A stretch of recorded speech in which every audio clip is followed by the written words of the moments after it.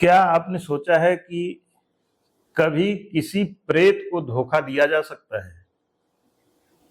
धोखा तो आपने बहुत सुना होगा, लेकिन क्या आपने ऐसा भी सुना है कि किसी प्रेत को धोखा दिया जा सकता है?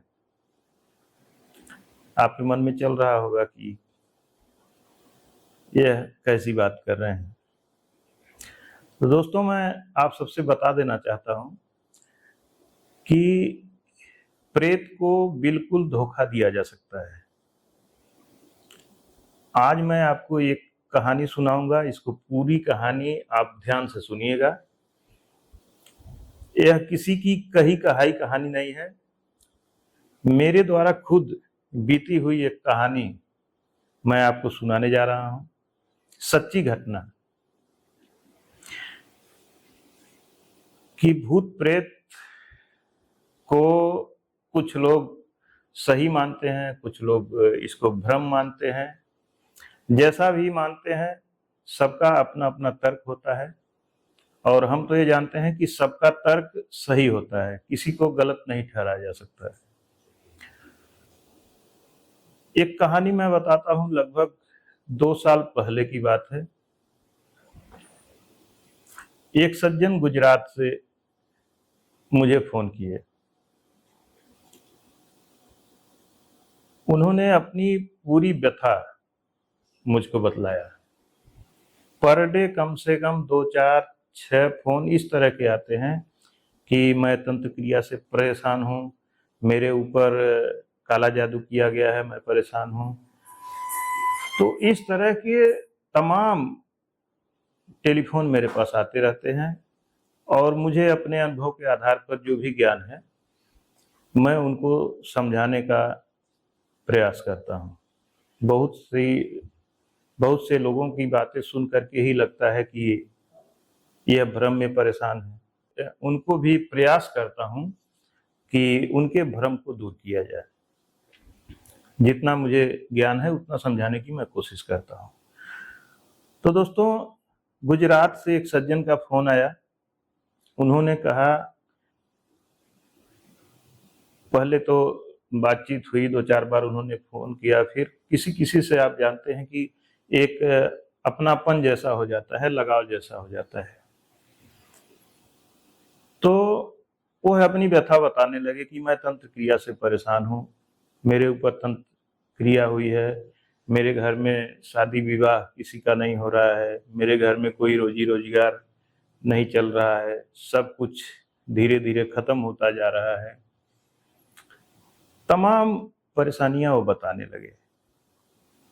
फिर आप तो मेरा स्वभाव जानते ही हैं, जो लोग पहले से जुड़े हैं, कि पता नहीं क्या मेरे अंदर हो जाता है कि किसी दूसरे की परेशानी को सुन करके मैं खुद परेशान होने लगता हूं।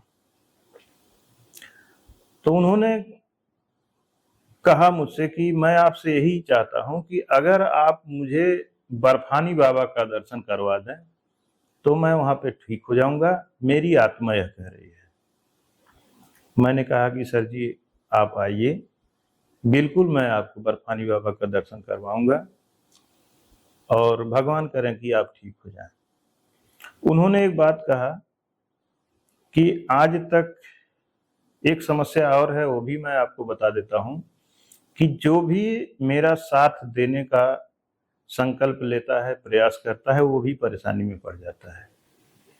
यह आप पहले से ही जान लीजिए, कहीं ऐसा न हो कि आप बाद में ये सोचें कि आपने बताया नहीं।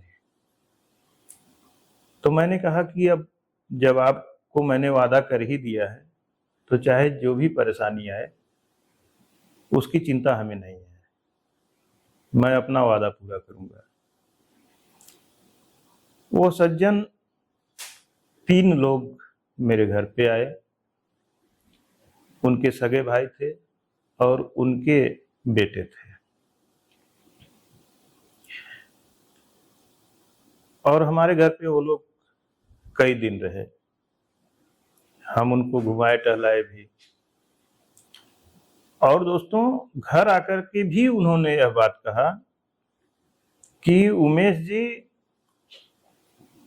यह ऐसा प्रेत है, तंत्र क्रिया के द्वारा मेरे ऊपर ऐसा प्रेत किया गया है कि मैं जो भी बनने वाले, जहाँ भी काम बनने की संभावना होती है वहाँ जाने का प्रयास करता हूँ, तो वह मुझे रोकता है।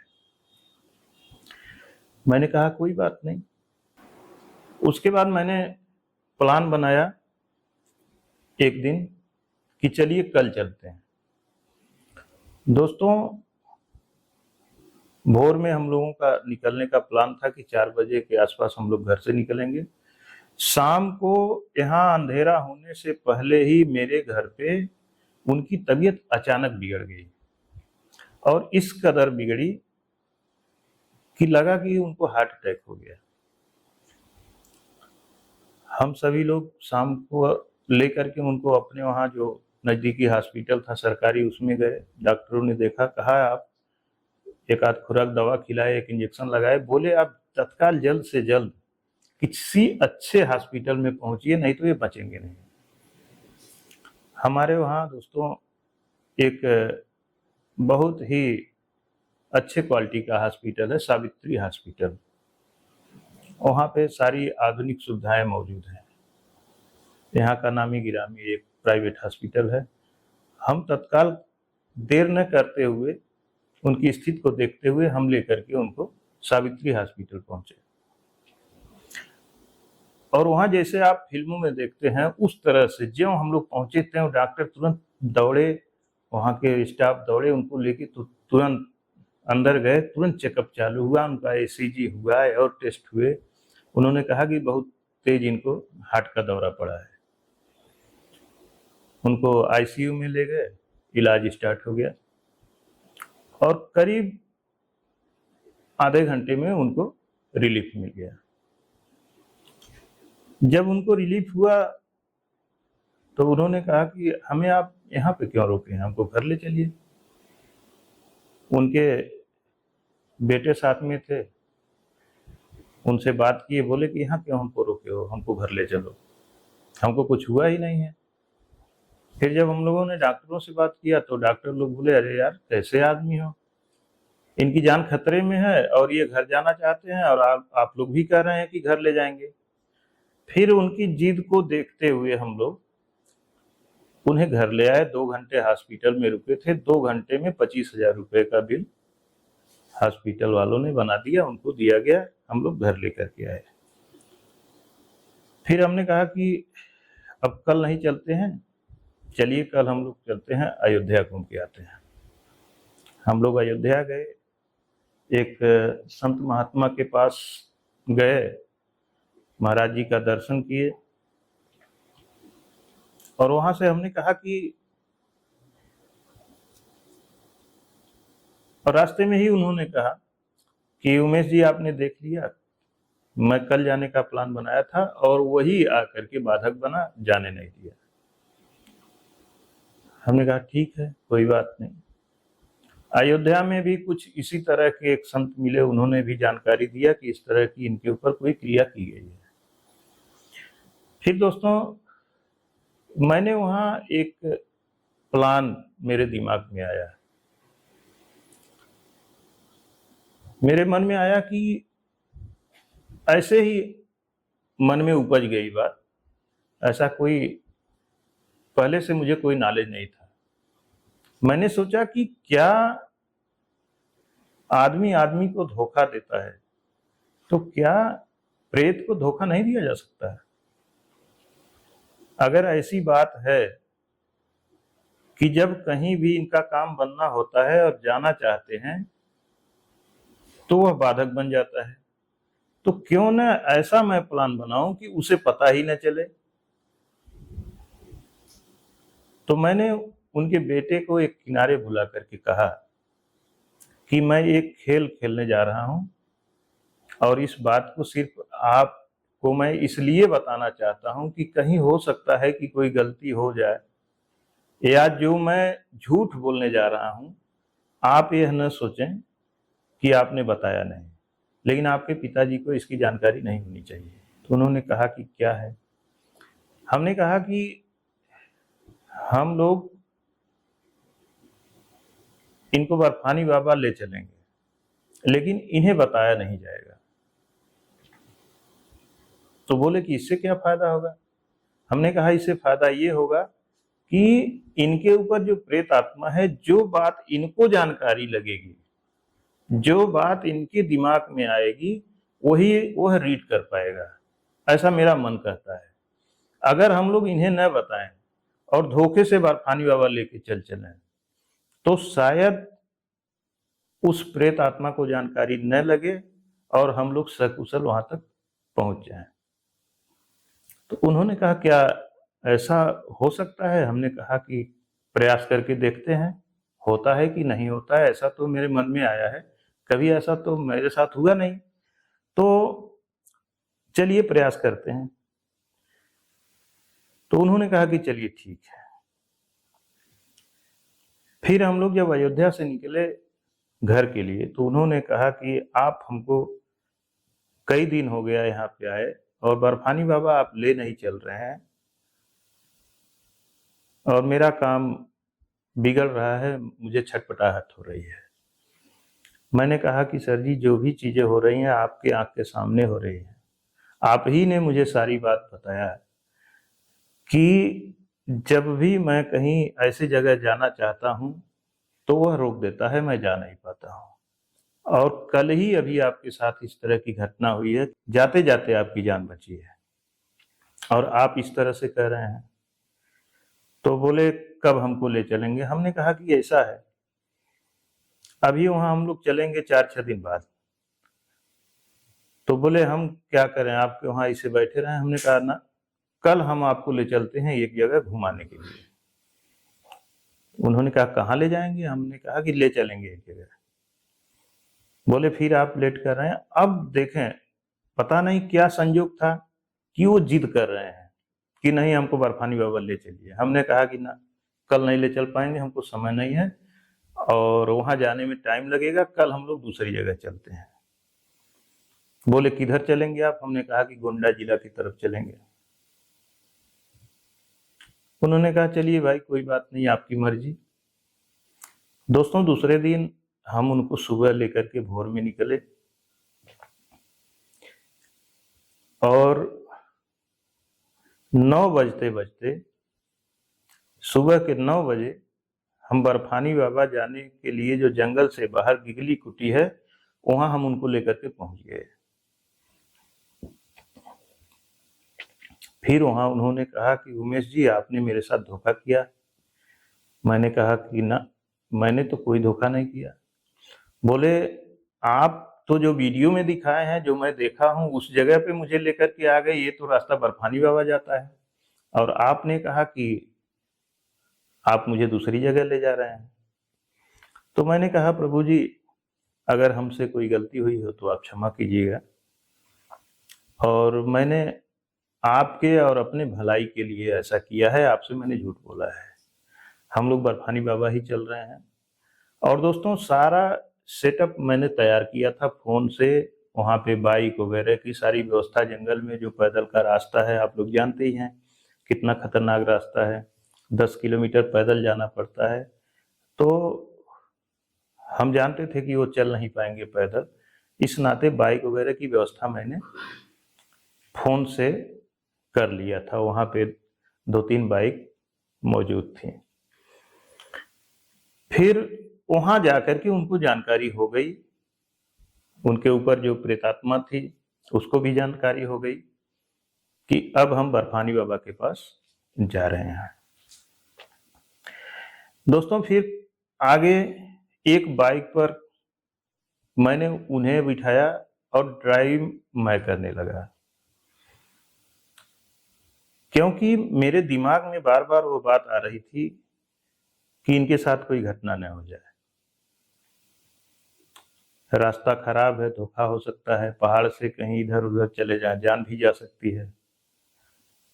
अपनी जिम्मेदारियों को समझते हुए मैं उनको अपने बाइक पे बैठाया। बरसात का महीना था, यही संभवतः अगस्त का ही महीना भी था वो। दोस्तों, जब हम जंगल में गए, एक जगह अनायास बाइक इतना तेज स्लिप हुआ कि बाइक दाहिने करवट टेढ़ी हो गई, एकदम गिरने के कंडीशन में हो गई, और बचाते बचाते बचाते कीचड़ में मेरा पैर था, और पीछे एक तो मेरा वजन, दूसरे उनका वजन भी थोड़ा सा ज्यादा था। बाइक लटकी हुई है, वो जल्दी से उतर भी नहीं पा रहे हैं, क्योंकि पैर आदमी का ज्यादा कंफर्टेबल बाएं उतरने में होता है। दाहिने साइड में डिग्गी थी गाड़ी में, उधर गाड़ी लटकी है, इधर साइलेंसर, मेरे पैर पे साइलेंसर सटा हुआ है। और एक संजोग और देखिए कि मैं वहां पे हाफ, बरसात के नाते घुटने तक जो नेकर होता है मैं वो पहना था, पूरा पैर मेरा नीचे नंगा था, उस पे साइलेंसर सटा हुआ है, साइलेंसर पूरा हिट था, पैर मेरा जल रहा है और वो उतर नहीं पा रहे हैं। दोस्तों, कम से कम 1 मिनट तक मेरा पैर जलता रहा, जब तक दूसरे लोग दूसरी बाइक से खड़ी करके दौड़ के आकर के गाड़ी को पकड़ें, संभालें, उनको उतारें, क्योंकि उनकी एज भी लगभग 70-75 साल की एज थी। जब तक आकर के उनको उतारें तब तक मेरा पैर जल करके वहीं का वहीं पूरे बड़े बड़े छाले पड़ गए, लेकिन मैंने उन्हें गिरने नहीं दिया। फिर हम लोग आगे बढ़े, आगे जाकर के भी दिक्कतें आई।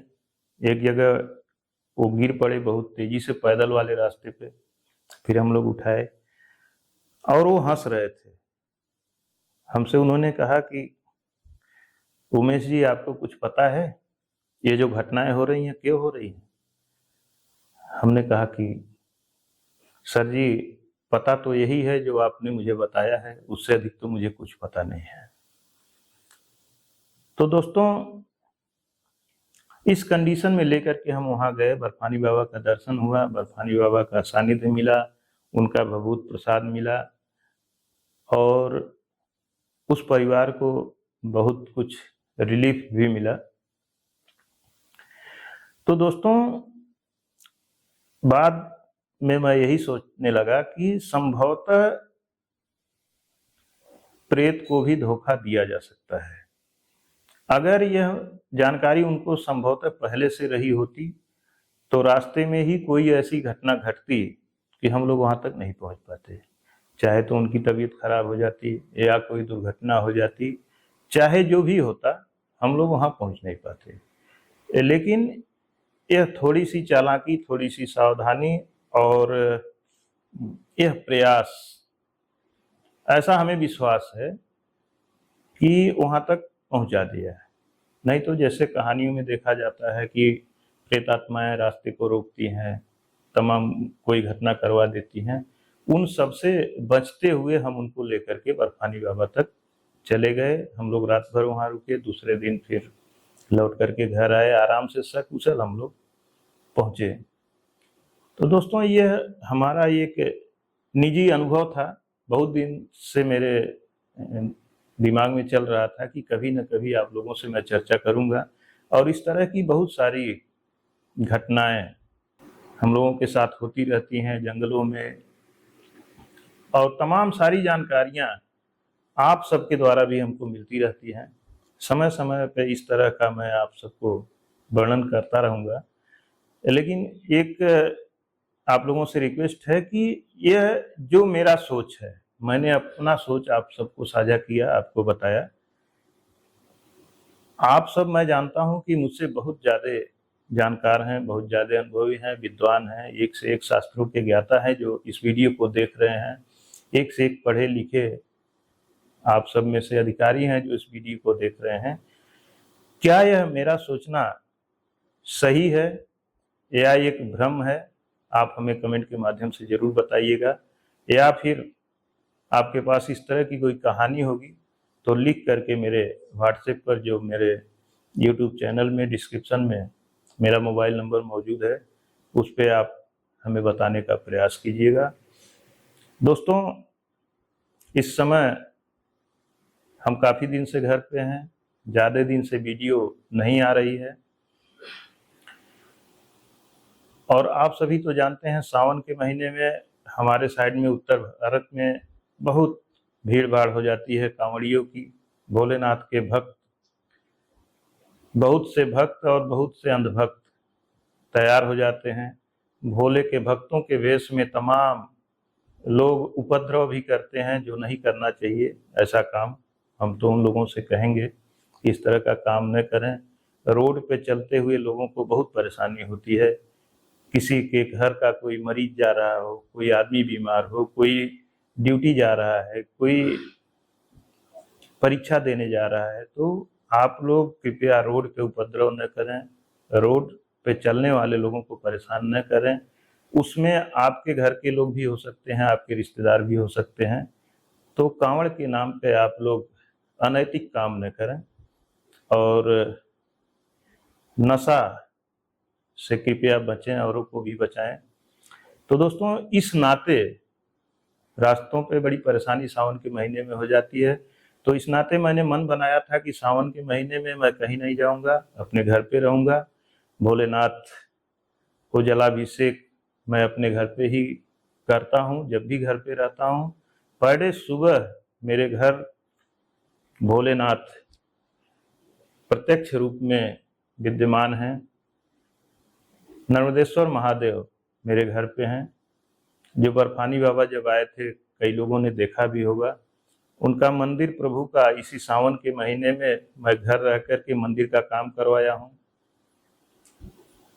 मंदिर तो पूरा मंदिर के जैसा नहीं बनवाया हूँ, बड़े आकार में नहीं है, लेकिन जितना भी बनवाया हूँ बहुत खूबसूरत, मेरे मन को शांति प्रदान करने वाला है। मुझे बहुत आनंद मिल रहा है। तो अपने मन से जो हमें अच्छा लगा, बहुत सुंदर मंदिर का निर्माण करवाया हूँ। इस नाते दोस्तों, इधर वीडियो नहीं आ पा रही थी, बहुत लंबा गैप हुआ था। आज हमने यही सोचा कि यही एक अनुभव अपना साझा करता हूँ, एक वीडियो आप लोगों को दिखाता हूँ।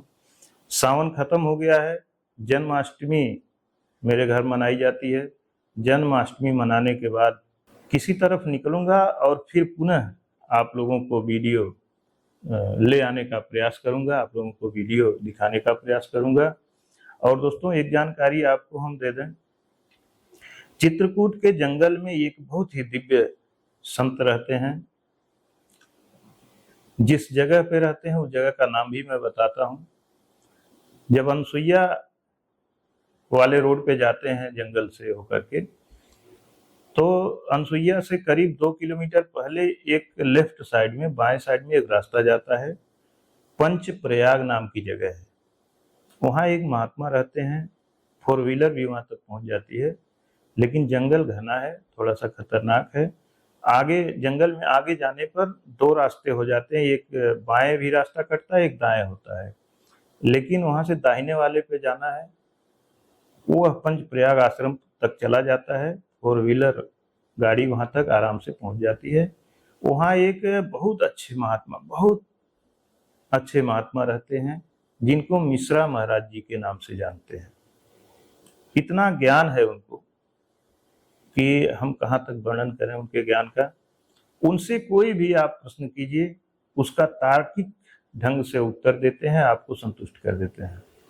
एक बात ये भी है कि अभी तक उनकी कोई वीडियो यूट्यूब पर नहीं है। आज तक उन्होंने करीब 3 साल से मैं उनको जानता हूँ, उनके पास जाता हूँ। चित्रकूट अगर जाता हूँ तो उनका दर्शन जरूर करता हूँ, लेकिन अभी तक उन्होंने कभी हमसे एक फोटो तक नहीं खींचने दिया। एक वीडियो में हल्का सा, जब पिछली वीडियो करका महाराज जी का मैं डाला था, तो उसमें महाराज जी मेरे साथ गए थे, मुझको बहुत मानते हैं, मेरे साथ गए थे महाराज जी। उसमें जब करका महाराज जी को मैं प्रणाम कर रहा था, तो बगल में वो खड़े थे, उनको भी मैं प्रणाम किया था। बाद में महाराज जी से मैंने पूछा कि महाराज जी, क्या यह सीन मैं काट दूं? तो महाराज जी ने कहा कि प्रभु जी, अब मैं आपको कुछ नहीं मना करूंगा, आपकी जैसी इच्छा है, अगर आप दिखाना चाहते हो दिखा सकते हैं। तो दोस्तों, अभी तक तो उनकी कोई वीडियो नहीं है, लेकिन मैं रिक्वेस्ट कर रहा हूँ, प्रार्थना कर रहा हूँ कि प्रभु जी आप अपनी वीडियो बनवाइए, लोगों को अपने सत्संग का लाभ दीजिए और जो लोग आपके पास आना चाहते हैं उनको अपने पास आने दीजिए और उनके प्रश्नों का उत्तर प्रभु आप दीजिए, लोगों को संतुष्ट कीजिए। और दोस्तों 3 साल में आज तक महाराज जी ने हमसे 1 किलो राशन तक नहीं लिया, कभी हमसे एक अचला नहीं लिया, कोई वस्त्र नहीं लिया, कभी हमसे कोई कंबल नहीं लिया, न तो कभी कुछ दक्षिणा लिए। जब भी जाता हूँ प्रार्थना करता हूँ तो बोलते हैं कि अभी तो हमारे पास कल तक के लिए राशन है, क्या करूँगा। अगर उनके पास एक दिन के लिए भी राशन है तो किसी से नहीं लेते, ऐसा नहीं है कि सिर्फ मुझसे। तो ऐसे संत हैं दोस्तों, प्रयास करूंगा कि उनको भी आप लोगों के समक्ष ले आऊं, दर्शन करवाऊं।